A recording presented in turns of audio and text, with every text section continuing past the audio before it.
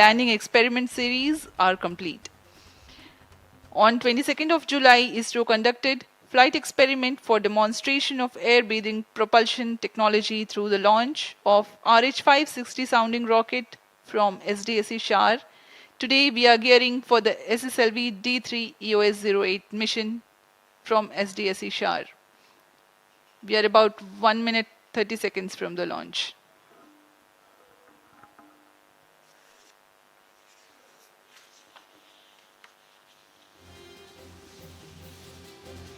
अब हम लगभग 1 मिनट 20 सेकंड की दूरी पर हैं उड़ान से। सर्वप्रथम प्रथम चरण का प्रज्वलन शुरू होगा T0 पर।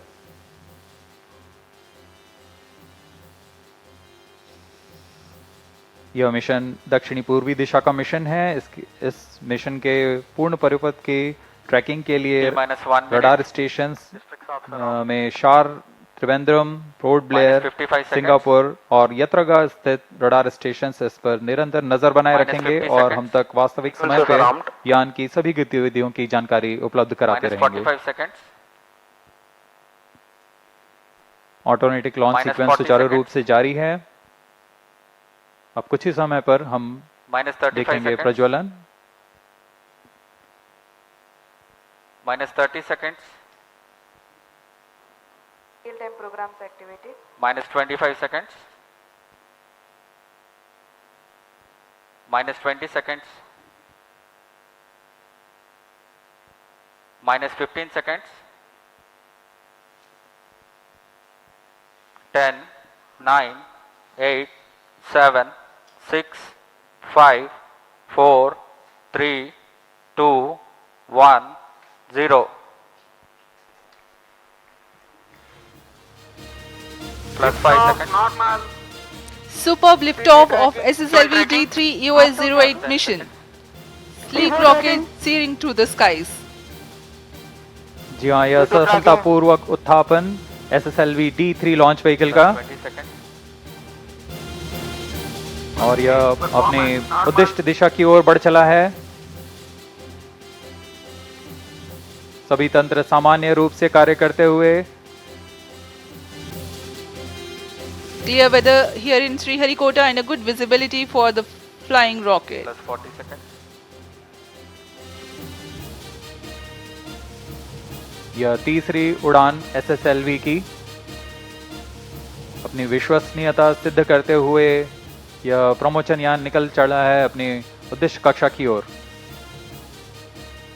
The action time of SS1 is 115 seconds. Flex nozzle for pitch and yaw steering. Fin tip actuation for the passive roll control.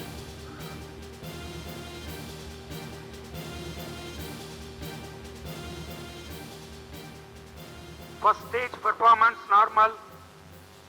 यहाँ प्रथम चरण का निष्पादन पूरी तरह सामान्य।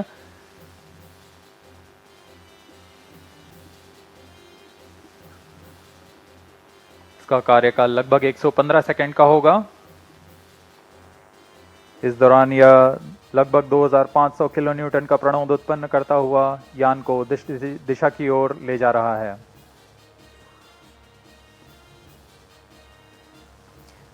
An altitude of close to 68 kilometers in 114 seconds.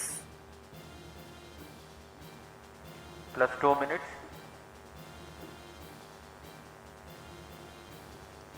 Shar and Trivandrum tracking stations are currently acquiring the data.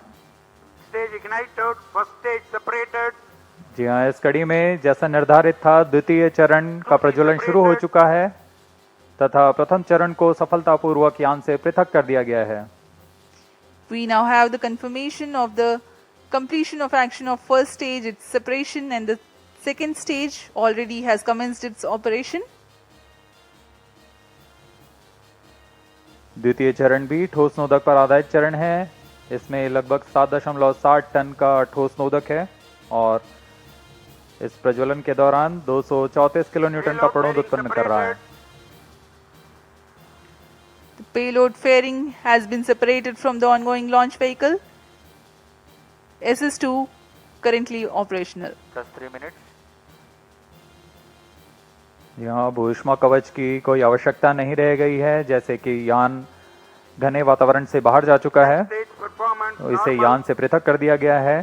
सभी तंत्र सामान्य रूप से कार्य कर रहे हैं। वर्तमान में द्वितीय चरण SSLV का प्रज्वलनरत है। Around 200 kilometers altitude. Shah, Trivandrum and Port Blair stations have currently the visibility of the flight path. यह चरण लगभग 109 सेकंड तक प्रज्वलित रहकर शांत हो जाएगा, फिर इसे यान से पृथक कर दिया जाएगा।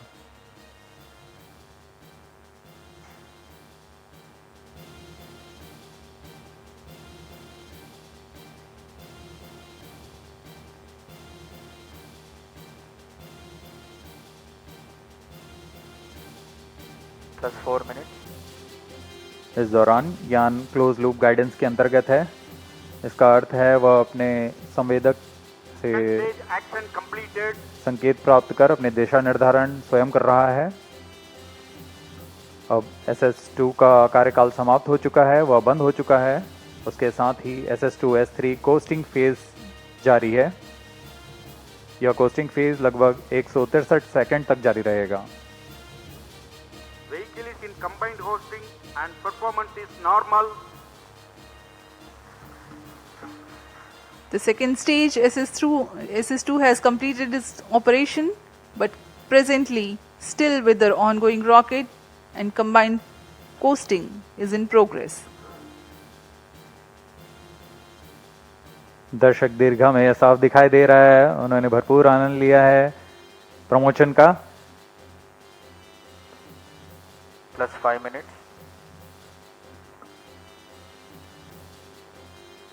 SS2 SS3 का कोस्टिंग फेज जारी है। इस दौरान आपको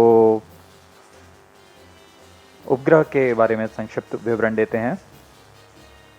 EOS-8 नवीनतम उपग्रह की दिशा में एक महत्वपूर्ण प्रगति का प्रदर्शन करने जा रहा है। इसमें संचार, बेसबैंड भंडार और पोजीशनिंग जैसे इलेक्ट्रॉनिक पैकेज को एकीकृत कर एवियोनिक सिस्टम तैयार किया गया है, Vehicle performance normal. जिससे यह बहुउद्देशीय एकल और सक्षम यूनिट बन गया है। इसमें कमर्शियल ऑफ द शेल्फ घटकों का इस्तेमाल कर कोल्ड रिडंडेंट सिस्टम तैयार किया गया है। इसके अलावा इसके स्ट्रक्चरल पैनल में ही इलेक्ट्रॉनिक सर्किट बोर्ड अंतर्निहित किया गया है। इसके अलावा इसमें battery, dual gimbal antenna, phased array antenna और लचीला सोलर पैनल लगाया गया है।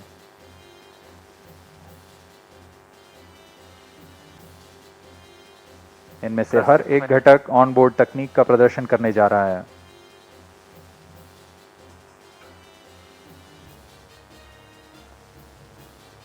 EOS-8 उपग्रह के 3 मुख्य नितभार हैं: electro optical infrared payload, global navigation satellite system और सिलिकॉन कार्बाइड पैरामैग्नी डोजीमीटर।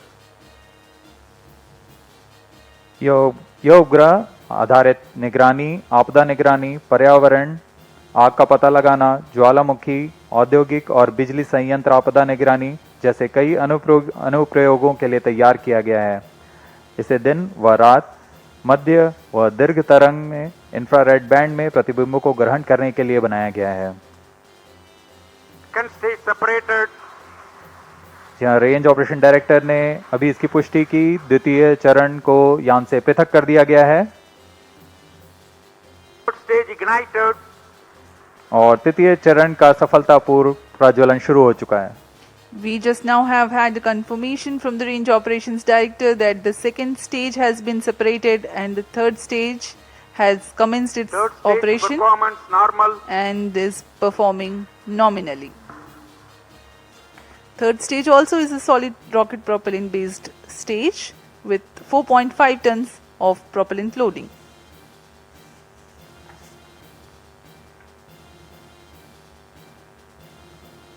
वर्तमान में SSLV का तृतीय चरण SS3 प्रणोद उत्पन्न कर रहा है।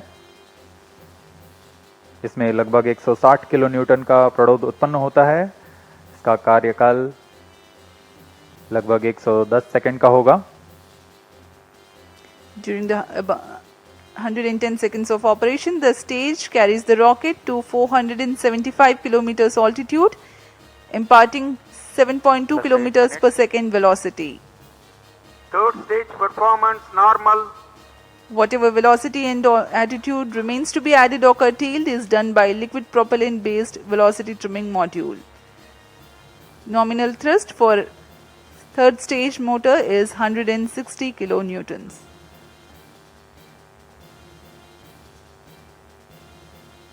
यान पूरी तरह अपेक्षित पथ का अनुकरण करते हुए यान अपनी उद्दिष्ट दिशा की ओर बढ़ रहा है।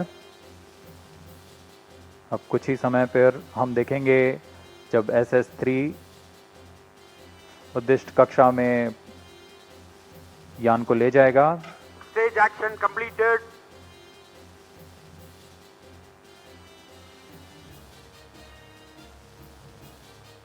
तृतीय चरण का प्रज्वलन समाप्त हो चुका है।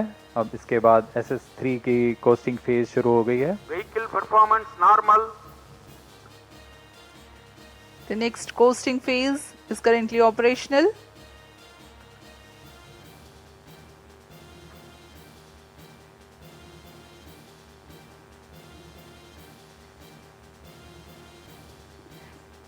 Let me just appraise the viewers in the meantime about the spacecraft.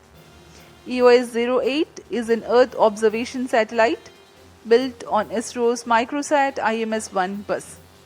Images in the mid-wave and long-wave IR bands acquired by electro-optical infrared payload during day and night will be useful for applications like satellite-based surveillance, disaster monitoring, environmental monitoring, volcanic activities, fire detection, and industrial and power plant disasters.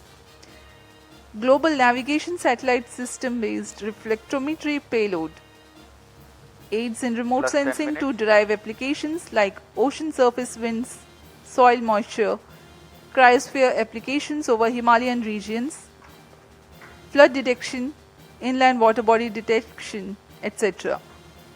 While India is preparing to send its first human mission to space in an indigenously Vehicle developed crew performance module normal. as a part of Gaganyaan mission, the satellite EOS-08 serves as a platform to carry silicon carbide ultraviolet dosimeter that will be used to monitor ultraviolet irradiance on the viewport of crew module.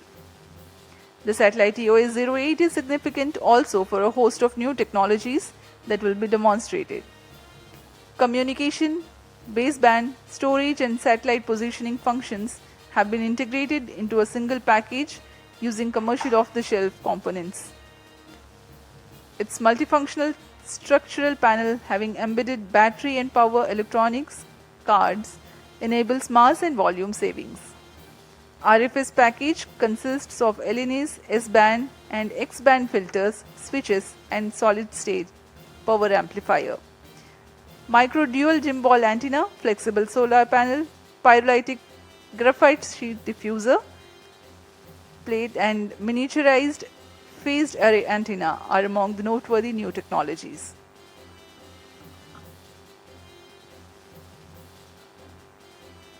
SS3 का costing phase जारी है। यह कुछ ही second में हम देखेंगे तृतीय चरण को यान से पृथक कर दिया जाएगा। Third stage separated. जी हाँ, इसकी पुष्टि हो चुकी है। तृतीय चरण को सफलतापूर्वक यान से पृथक कर दिया गया है। Velocity trimming module ignited. आपने अपनी स्क्रीन पर देखा तृतीय स्टेज का पृथकन और यह अंत में वेलोसिटी ट्रिमिंग मॉड्यूल है जिसे Plus 12 minutes. उपग्रह को उचित अभिवृद्धि प्रदान करने के लिए उपयोग में लाया जा रहा है। इसका भी थ्रस्ट कट ऑफ कर दिया गया है। इसका मतलब है यान अब उचित उपग्रह को Satellite injection conditions are achieved. उपग्रह को अंतक्षेपित करने की स्थितियां प्राप्त हो चुकी हैं। The velocity trimming module had worked for a minimal time to acquire the injection parameters for the primary satellite separation. And there is a ஸ்ரீஹரிகோட்டாவின் விண்வெளி மையத்திலிருந்து SSLV D3 ராக்கெட் விண்ணில் வெற்றிகரமாக பாய்ந்த காட்சிகளை பார்த்தோம். கூடுதல் விவரங்களோடு இணைகிறார் செய்தியாளர் கீதன். வணக்கம் கீதன், செய்தி தொடர்பான முழு விவரங்கள். வணக்கம். குறிப்பாக இஸ்ரோ தொடர்ந்து ஆண்டுதோறும் பல வகையான செயற்கைக்கோள்களை விண்ணில் ஏவி வருகின்றது. அந்த வகையில் இன்று SSLV D3 EOS-8 மிஷன் என்கின்ற அந்த அடிப்படையில் இந்த சிறிய ரக ராக்கெட்டை தற்போது விண்ணில் ஏவி வெற்றி கண்டிருக்கின்றது. குறிப்பாக 500 கிலோ எடை கொண்ட சிறிய வகை சேட்டலைட்டுகளை புவியின் குறைந்த சுற்றுவட்ட பாதையில் நிலைநிறுத்துவதற்கு இந்த வகை ராக்கெட்டுகள் பயன்படும். இதன் மூலமாக பல கல்லூரி மாணவர்கள், அதே போல இந்த ஸ்பேஸ் டெக்னாலஜியில் வரக்கூடிய புதிய தொழில் சார்ந்த நிறுவனங்கள்ல எடை குறைவாக இருக்கக்கூடிய இந்த சேட்டலைட்டுகளை இது போன்ற குறைந்த எடை கொண்ட ராக்கெட்டுகள் மூலமாக ஏவுவதற்கு வழிவகை ஏற்படும். அந்த வகையில் இன்று ஸ்ரீஹரிகோட்டாவிலிருந்து இந்த ராக்கெட்டை தற்போது விண்ணில் செலுத்தி இருக்கின்றது. இதனுடைய பயன் என்னவென்றால், அதாவது பூமியை குறைந்த தொலைவில் இருந்து அவை கண்காணிப்பதற்கு இந்த வகை சேட்டலைட்டுகள் குறிப்பாக பயன்படும். ஏற்கனவே PSLV, GSLV போன்ற பெரிய அளவிலான ராக்கெட்டுகளை ஏவி வருகின்றது. இது மிகப்பெரிய, அதாவது இஸ்ரோவினுடைய நீண்டகால ஆராய்ச்சிகளுக்கு இந்த வகையான எடை அதிக கொண்ட ராக்கெட்டுகள் பயன்படுகின்றன. ஆனால் இது போன்ற SSLV போன்ற அந்த சிறிய வகை ராக்கெட்டுகள், சிறிய அளவிலான அந்த செயற்கைக்கோள்கள், குறிப்பாக சேட்டலைட்டுகளை கொண்டு செல்வதற்கு இது பயன்படும். இது தொடர்ந்து இஸ்ரோவினுடைய அந்த முயற்சியின் ஒரு பகுதியாக இன்று இதனை வெற்றிகரமாக விண்ணில் ஏவி இருக்கின்றது. இதன் மூலமாக இனி வரக்கூடிய காலங்களில் இது போன்ற எடை குறைவான சேட்டலைட்டுகளை நாம் ஏற்கனவே பார்த்திருக்கின்றோம். பல கல்லூரி மாணவர்கள் எடை குறைவான சேட்டலைட்டுகளை தயாரிக்கின்றார்கள். எனவே அவர்களுக்கு ஊக்கப்படுத்தக்கூடிய வகையில் இது போன்ற சிறிய வகை சேட்டலைட்டுகளை இது போன்ற SSLV வாகனங்கள் மூலம் கொண்டு செல்வதற்கு இந்த சேட்டலைட்டுகள், குறிப்பாக ராக்கெட்டுகள் உதவும் என்பதற்காக இத்தகைய முயற்சிகளை தற்பொழுது இஸ்ரோ மேற்கொண்டிருக்கின்றது.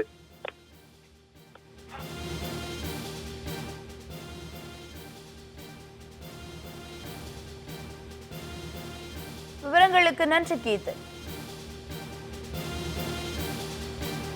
इस मिशन के पूरा हो जाने के पश्चात अंतिम तंत्र जो कि VTM है उसे पूरी तरह निष्क्रिय कर दिया जाएगा। इससे